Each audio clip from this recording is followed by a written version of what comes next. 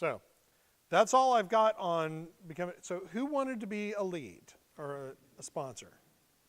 Okay. You understand everything that's involved? You understand all the work? And again, that was just a 30-minute overview of everything. There's a whole lot of details in all of that. And that's also why sponsors, for those of you who are only passives, that's why sponsors can take some money and compensation for doing all that with their risk and their expertise for going through and doing everything. Okay? Hopefully that's okay. Any questions? Yes, sir.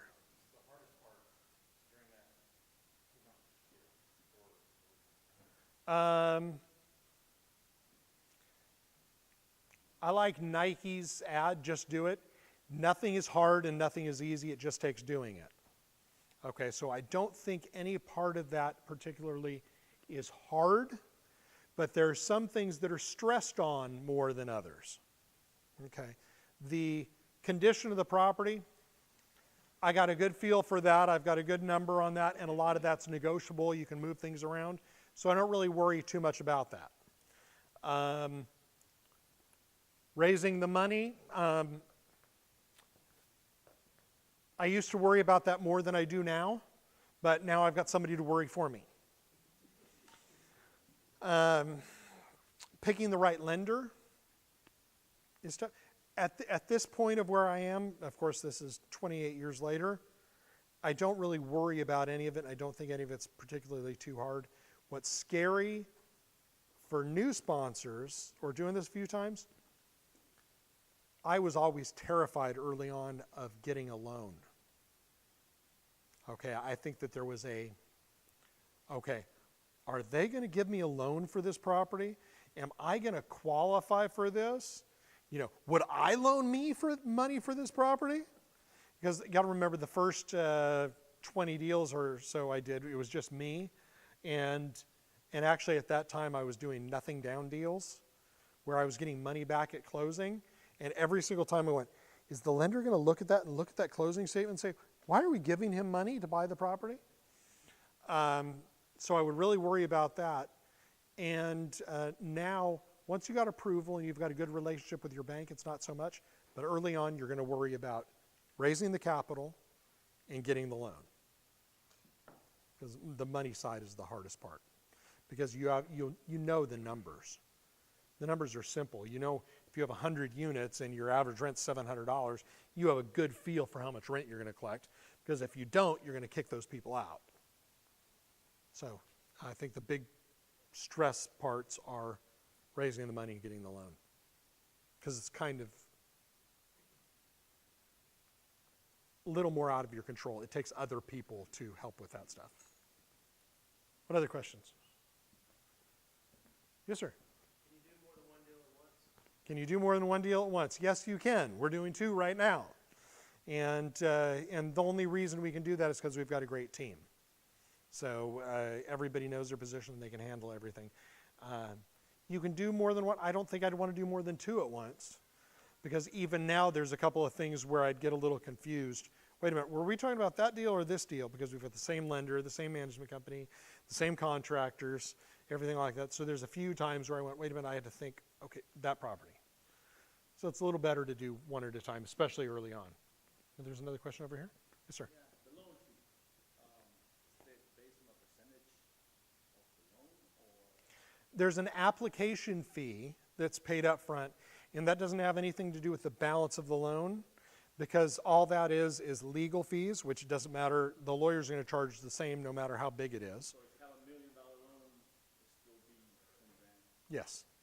You got a $500,000 loan, it's still going to be 20 grand. The rate lock is 2% of the loan amount. That's with Doherty Mortgage and Fannie Mae Loan. Okay. Other lenders will do it different. That's just how Doherty and Fannie Mae do it. I didn't hear anything about Vineyard. Well, we recorded it, so because it's a long story and I don't want to go through and repeat it, we will have that online. So do that. And we're going to have a different series online, and hopefully we'll put it on Facebook, Adventures in Real Estate. So we have those tidbits so that we can go ahead and do those and put those little pieces on Facebook if you follow on Facebook. How long did I hold the property? That was really only about a year and a half. And that was after everybody bailed on me. Then I got it up to a position to get rid of it. Sir? Is Jeremy feeling okay today? Because he's kind of sartorial today. Is Jeremy feeling all right? He, you know what? There is something to be said that he's wearing a muted color. So it's not bright pink. It's like it's a blush, you know, which maybe is an indication. Are you feeling okay, Jeremy? Yeah. Be better and brighter on Saturday for the road trip. Okay. Yes, sir.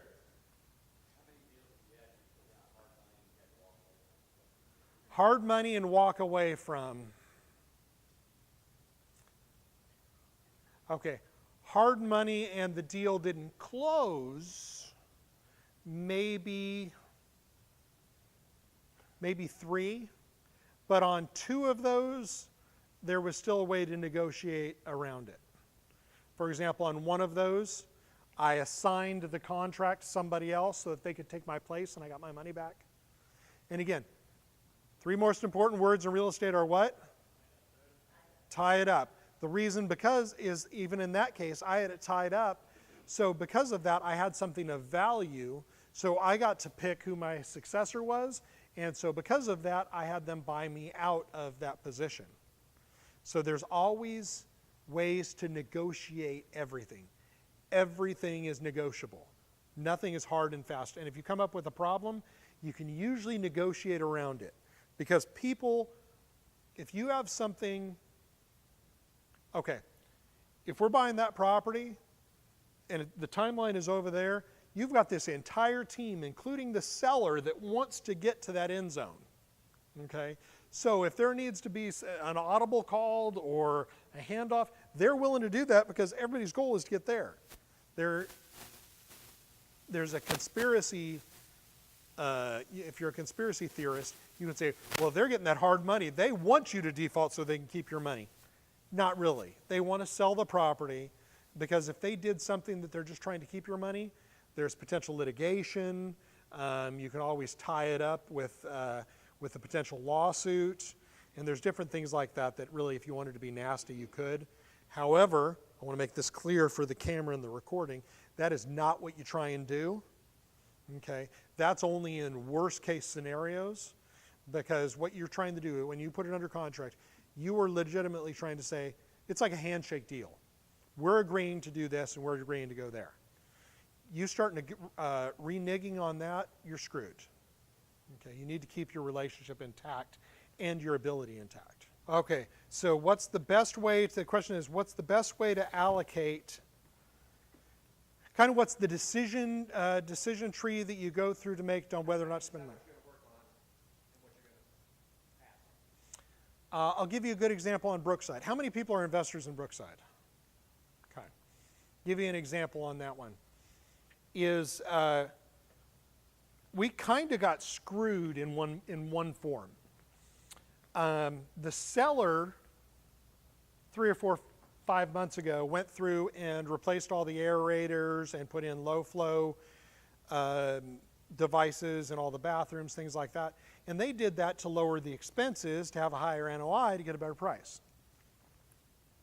Well, in our loan, we could get a regular loan, just regular, or we can go apply for what they call the green program. The green program is a discount that you get off of your interest rate in exchange for doing certain work that would lower your utility costs. Okay?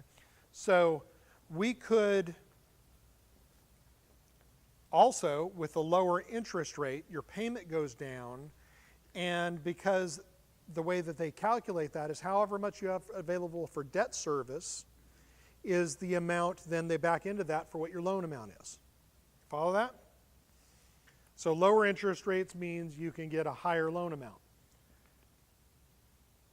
We could have received a loan on Brookside and received $700,000 more in loan proceeds and got a lower interest rate on a green program.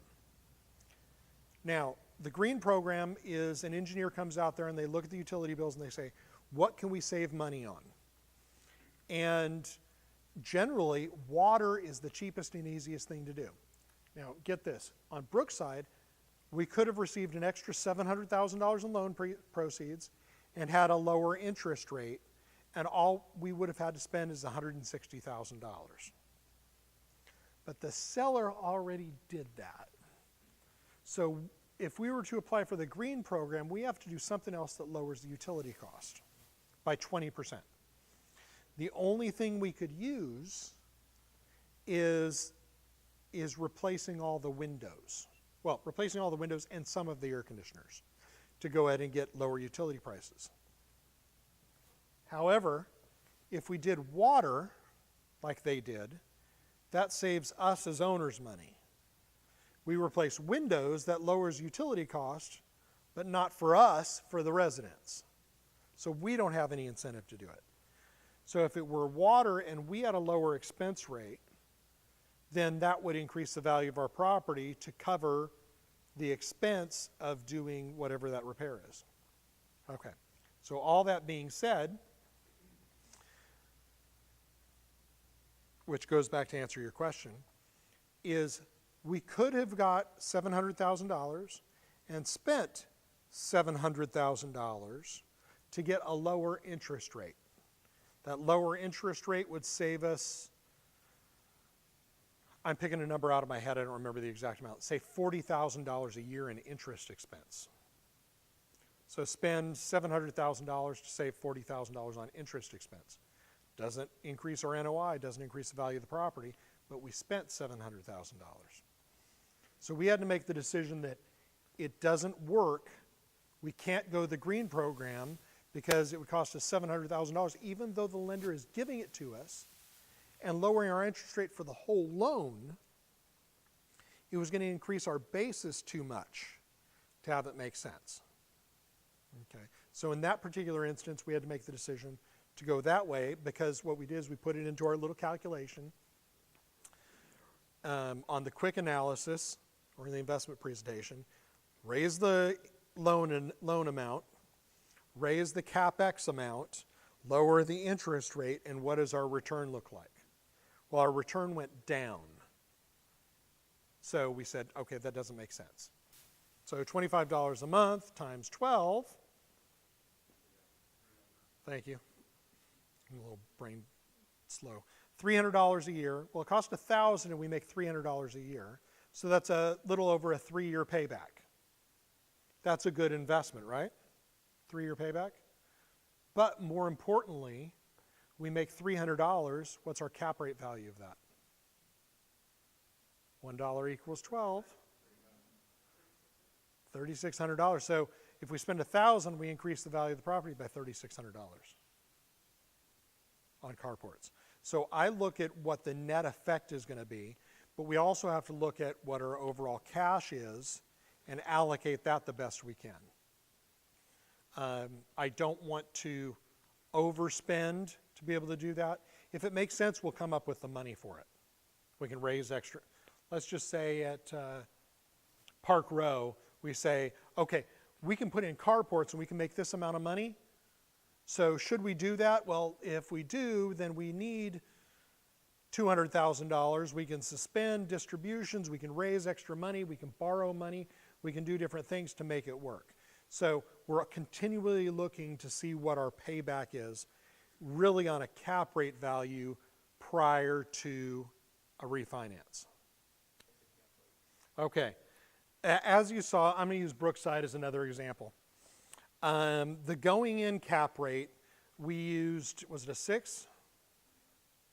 Our going in cap rate, okay. We're buying it at a 5.8 cap rate, okay. And that is appropriate. That's actually pretty good for a Class B property in Arlington, a 5.8% cap rate. When I looked at refinance, when we looked at our 5-year plan, we can't count on a 5.8 cap rate in year 5. We don't know what's going to happen in year 5. There are some mentors out there that say, hey, when you're running your numbers, use the same cap rate for analysis purposes. Okay, that's a local mentoring company says to do it that way. If you go talk to the big boys that are investing billions of dollars, they say, no, you have to stair step that up some. Okay, so we used on Brookside a 7% exit cap rate, meaning that we're calculating the value in year 5, we're calculating on a 7% cap rate. Well, when you run that number, then we have a 15% per year return. However, one little tweak, if we tweak that to a 6.5 cap rate, which is still a conservative number compared to today, right? A 6.5 cap rate, our return goes from 15% to 20% per year. A huge jump. It's just a little tweak. And it has a huge difference. Okay, we went to Old Capital's event last week and they had a lender panel. And the lender said they increased it 250 basis points, about 25.25% is all they increase it over a 5-year period. Okay, so if you do that, that's a lender. Okay, and the lender has to look at what it is at the exit to make sure that their numbers equate out so that they still in 5 years have a loan to value that's appropriate. Now, that's lenders. Big equity residential or whatever the other big companies are, I don't remember off the top of my head, they'll use anywhere between 0.5 and a point. Okay, so that's what I try and do. But there's a huge difference. Look at any other deals you look at the reversionary cap rate, the cap rate at their sale, and see what they're using there, because that makes a huge difference. Like I said, on Brookside, 0.5% changed the yield from 15% per year to 20% per year. If I did a full point, I mean, if I kept it at 6%, well, now you're looking at, a 25% per year return.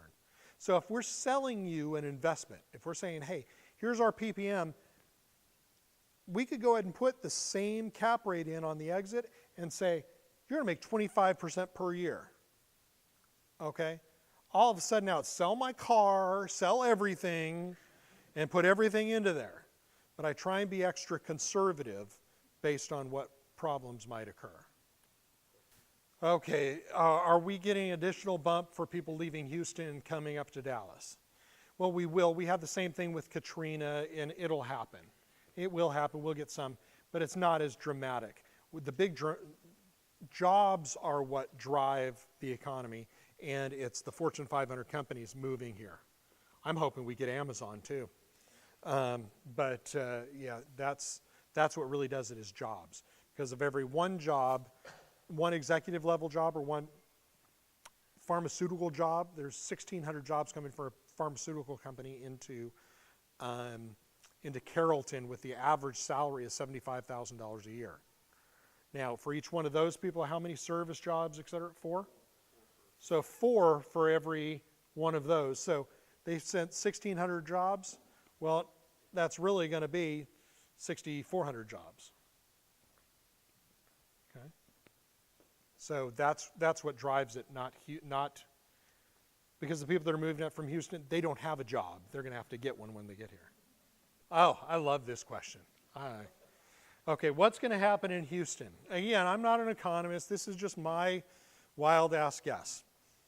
Houston was suffering, okay. Back when the whole economy crashed in 2009, Houston actually saw an increase in occupancy and in rents.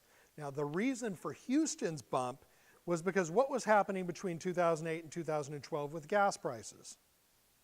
Holy crap, went through the roof, okay? And 40% of Houston's economy is oil related. So because of that, jobs, which cause more people to move in there, higher occupancy, higher rents, okay? Now when the price of oil went down, now they're having a whole lot of problems with people moving out. Okay, and they were having higher vacancy and more concessions, things like that. However, now with the flood that came in, now it's taken a whole lot of homes offline. Okay, it's also going to bring a ton of jobs with everybody rebuilding everything there. And so Houston has now been saved. Okay, the Houston investors in apartments have been saved because of that, because now the units are going to fill up, and when they fill up, rents go up because they're going to have a lot more jobs. It's going to make them a lot more diverse because there's going to have a lot of different, I don't want to say people, different opportunities there with all the people moving back in. So I don't think that Dallas is going to have a big bump from Houston, but I think Houston's going to have a huge bump. Would I consider investing in Houston?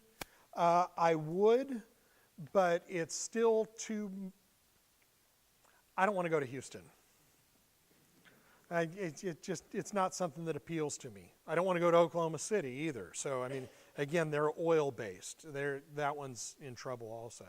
So there's a lot of places that I don't want to go. I want to go somewhere with a university, at least one university with some growth opportunity, with jobs moving in, things like that. Other questions? Sir? Out of all these properties that we have, none of the properties that we have is supporting the student apartment complex. Is there a reason for it that we are staying away from it, or is this never happening? Okay, none of the properties that I have a high student population. Is there a reason for that? Did I specifically avoid student housing is a different animal. Okay, it's a different management style. It's a niche. It's kind of like senior housing or one of those. It's a different spin-off of regular B and C class apartments. It's something that I haven't wanted to go into. There's a lot of seasonality to it, obviously. There's a whole different management style, a whole lot different amenity package, things like that they need. I looked at a property in, was that the one? That was half and half? Oh, okay, a property in San Antonio. 477 units or so, and about 60% of it was student housing, the other was market. Great location, right near the school, right near the college, and it was, when you're doing two different things, you're going to do neither one of them real good. Okay, so the student housing, that was the property that I said their expenses were like $7,500, $7,800 a door. And we said, wait a minute, is that because it has student housing in there? Because let's get rid of the student housing, make it all market deals, and lower the expenses by $2,500 a door. And then it makes sense. There's a whole lot of turnaround to do that. And then will you support 477 market rate units in that town? So it's a little bit of a, well, if I didn't have any other deals I was working on, I would look closer at it. But right now, to take us off of Brookside and Pioneer Creek to divert our attention, it's going to have to be a screaming deal. So who knows whether that one comes back around or not. But student housing is just a different animal. Is it more complex? More management intensive. Because you're renting either the room or the bed rather than the apartment. Yes, sir? Pioneer Creek does not have many UTA students. It has some, but more of those are graduate students. Which is, again, that's just like having a market rate deal. Other questions?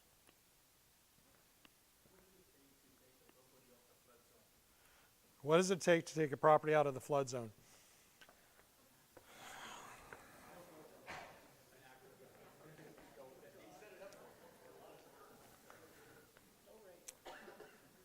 Okay, the only property I've taken out of a flood zone is a house that I owned.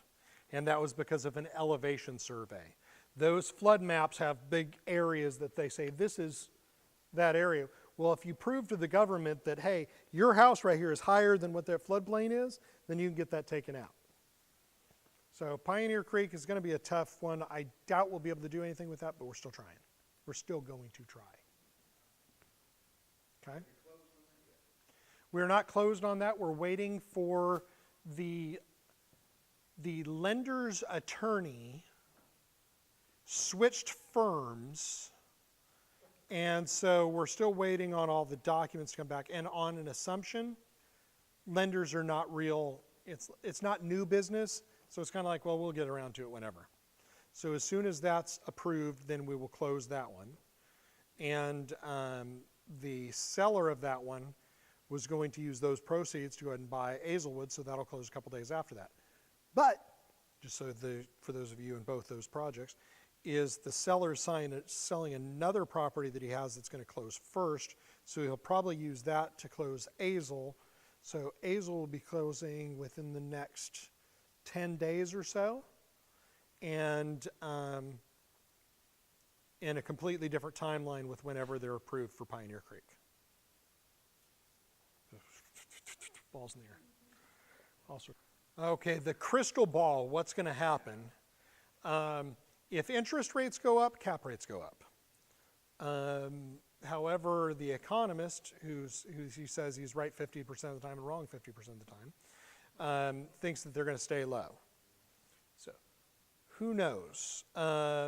Whenever there's a pulling back, which there eventually will, if you remember that clock that I used, we're probably at 11 o'clock or so, 10:30, 11 o'clock on that. At straight up midnight is when it starts to turn, which you never know when that be, because we can stay at 11 o'clock for 5 years, which is what we did from 2004 to 2008.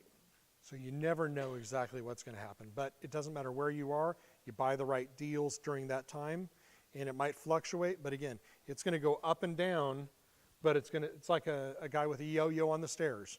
It's going to go up and down, but overall it's still going to be going up. So you just got to understand that things go up and down, and it's only on paper, and we still have cash flow. Okay, yeah, we can't say what because we don't know what's going to be available. My guess is once we hit Thanksgiving, pretty much everything stops. People don't want to roll out any new properties. They say, forget it, let's wait until next year. And so really from Thanksgiving till the beginning of the year, not much hits the market. The good thing about it is, though, anything that does, they're usually pretty motivated. So we keep an eye out for anybody that needs to sell before the end of the year, because there will be a little bit of a motivated seller, because anybody that can is just going to wait until next year. So again, I'm not real confident that we're going to find anything, but we're going to keep on looking, and if we find something that makes sense, we're still going to get it. Sir? When is Brookside closing? Brookside is closing. I signed the papers tomorrow, but the takeover date is the October 17th. Case study on steroids. Okay, Park Row. Park Row, we were analyzing whether to sell it or refinance it. And the numbers look better to sell it. Okay, who's in Park Row? Okay. Why is John not here? He's at every one of these. He's retired. Okay. Let's see here. Park Row is refinance or sell. It's looking better to sell. We see a price of $75,000 a door, $16 million or so is a good possibility. But it's that same scenario. Do we want to list it now or wait till the beginning of the year? So we'll probably roll that out and not try and push it to sell it and just see how it goes. Because we still have some upside with we've got a new manager over there that's kicking ass. And so the numbers are looking better and better. The broker would like to wait another month before rolling it out so that we at least have 2 or 3 months worth of really good operating history, because you go back 3, 4, 5 months when the other manager was there and it doesn't look as good.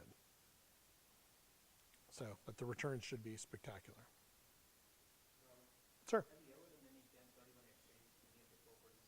Have we done any 1031 exchanges? No, and it pisses me off.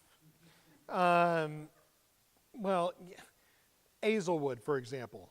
I think we should have done a 1031 exchange on that, but there's some people that own it in IRAs, and they say, you know what, I'm not going to pay any tax on that gain anyway, so I don't want to do that. I want to decide what the next one goes into. And a lot of people also say, well, I don't want to do that because I want to see what the next investment is going to be. And a lot of people want to see what it is rather than going in blind. And so that's generally what's happened when we sold every property. And, I'm like, okay, take the tax hit. It's not smart, but Park Row, we need to start theorizing on that and selling that for 1031 exchange. Okay, who's in Park Row? Okay. And of those in Park Row, put your hand down if you would rather keep the money and not do a 1031 exchange. Do a 1031 exchange. So it's still about half and half right there. So 1031 exchange is hard to do. Eventually, is that a question or is keeping your hand up? Okay. Eventually, I would love to have in the PPM that they don't have a choice. But that gets dictatorial, and Jeremy then gets complaints, and then he vetoes things. Active? Just raise your hand if you think that would be a good idea. Or if you think it would be a bad idea, raise your hand. It would try and add some liquidity. I've tried to come up with a buyback program for me to buy the shares back, but the only way that I can do that is by whatever. If you invest 100 grand, you take your returns, and I say I buy it back for 100 grand, but then you say, well, then I don't get any upside. Having a marketplace with people to say, yeah, I want to buy that, I'll give you 120 for it, would be a better way of doing it. So you mentioned various investors probably take money from IRAs and do that as opposed to cash investors. Yes. Do you have any properties where you limit the cash investors where they wouldn't care if you were going to do one thing or the other? Well, we limit, okay, the question is I'll give the answer that includes the question. We have, in our agreements, we generally try and keep IRA investors to what percentage, Jeremy? Less than 20% of the overall partnership. But those generally say, hey, you know what, I don't want to do a 1031 exchange, but then it needs to be another 30% that tip it over the edge over 50. And even if we had 60% that said they want to do a 1031 exchange, it's still not enough to have enough capital turn to do a 1031 exchange. Who knows? Maybe I'll be able to come up with, maybe there's somebody smarter than I am in this room that can come up with how to exactly say, how I come up with the capital to buy those partners out, to keep the percentages right, and do that whole thing. So maybe we put in the agreements that you have to do a 1031 exchange, but it does have the opportunity, because we have the marketplace, you can sell your shares beforehand so that it allows other people to do a 1031 exchange. Does every investor need to agree with the 1031 exchange? They don't. However, it needs to make economic sense, because we have to buy a property equal to or greater than the amount of the sales price. And if too many people are pulling their equity out, then we wouldn't have enough capital to go ahead and do it. We'd have to have those same partners put in additional capital. There's a lot of rules to it that, quite honestly, it hasn't been worth it to try and figure out. It's a possibility, but that's why I'm saying maybe we make them take a discount. I don't know.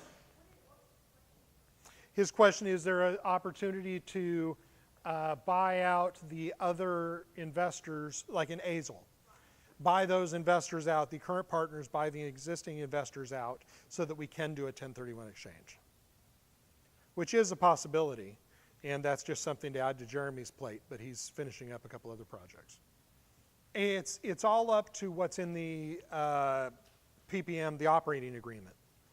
And But you could do that on one particular property. I could do that on any prop, add that into the operating agreement on anything, but. People up front knew if they were going to invest it, it would be a 1031. And they would, but then some people would read it and say, we don't like that part of it, so we're not going to invest. Now, if we had more investors than we have property, then it's a possibility to say, no, take it or leave it.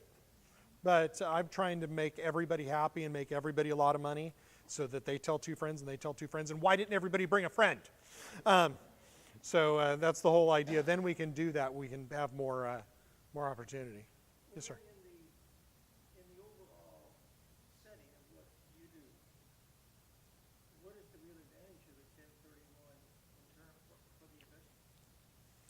What is the benefit of what we do for the investors on doing a 1031? Of a 1031. You don't pay any, on a 1031, you're not paying capital gains tax and recapture tax on your gains of that property. Because if you sell it and you take those funds, you pay tax on that.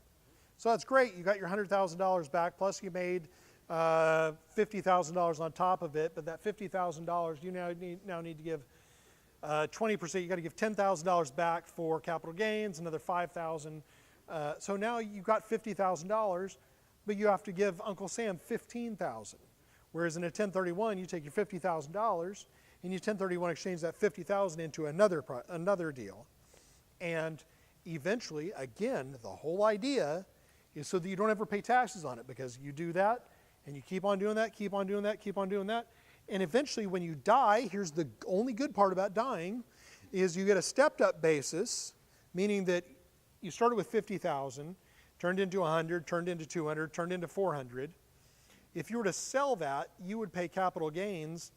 If you did a 1031 on all those, and then you sell that for 400, you would have a gain of $350,000 that you pay taxes on. However, if you die, when you die, and you have that $400,000, you get a stepped up basis in that of $400,000. So you die, then your heirs sell it for $400,000. They don't pay any tax on it. Yeah, you don't. You're dead, but they get stepped up basis. And you know what, Alex, you did have a question. I'm sorry, I skipped you. What was your question? Has my sweet spot changed now because we're buying Brookside? No. The sweet spot still has not changed, it's just shrunk, okay? Now, the sweet spot has always been a value add deal, 100 to 250 units has always been the sweet spot, which is usually a Class C property, value add. I would love to find a Class C property with 70% occupancy at an 8 cap on actual numbers, which you could find that back in 2010, 11, 12, 13, okay? That's the home run right there. And that's what I'd like to see. That is gone. So you need to find opportunity. Again, you make money when you buy real estate. So our business plan is to find something that is undervalued that we can increase the value on. Brookside is a Class B property, which is a little bit out of the norm. It's a nicer property than I normally buy, but the location is great. There's upside in the fact that expenses are high, so we can lower some of those expenses, and there's still upside in the rents. So we see opportunity in that. That one's more of a hybrid because we're not looking at a dramatic increase in value right off the bat that allows us to refinance and pull cash out, but the returns are still great over 5 years. So they're similar. I mean, 15 to 20% is still a good average over 5 years, even on a value add deal, but you're doing that value add, still getting a similar return with a better quality property is just an opportunity that it's not in our center ring, it's just a little bit out because those rings have shrunk. Am I looking at returns on distributions being return of capital? That's how it's done automatically. It's return of capital until you get your capital back, because after that, any gains are taxed. Okay, so any returns that you get, well, let me rephrase, that's after depreciation. So any returns you get, I'm not classifying, when we run our numbers, we're running it on a return on investment, not return of investment, because it needs to be a standard way of calculating what that is. And not only that, because even though if you put $100,000 into a transaction and over 2 years you've got, let's just say $20,000 back, you can look at it numerous different ways. You can say, hey, my basis is now $80,000, but I've made no return. Or you can say, I've made 20% over that time. But the bottom line is you still have that $100,000 investment in that property that's going up. So in my mind, that's a return on investment, even though tax-wise it's counted as return of investment. Okay? What else? Anything else? Any other questions online anywhere? All right, going once, going twice. Dillard. Sold. Okay, thank you for coming. And you have any questions, feel free to ask any of the people here. Don't forget to register for the road trip. It's going to be spectacular. And Brian is hosting that because he's worked his butt off on the property. So make sure to register for that. It's going to be a great event.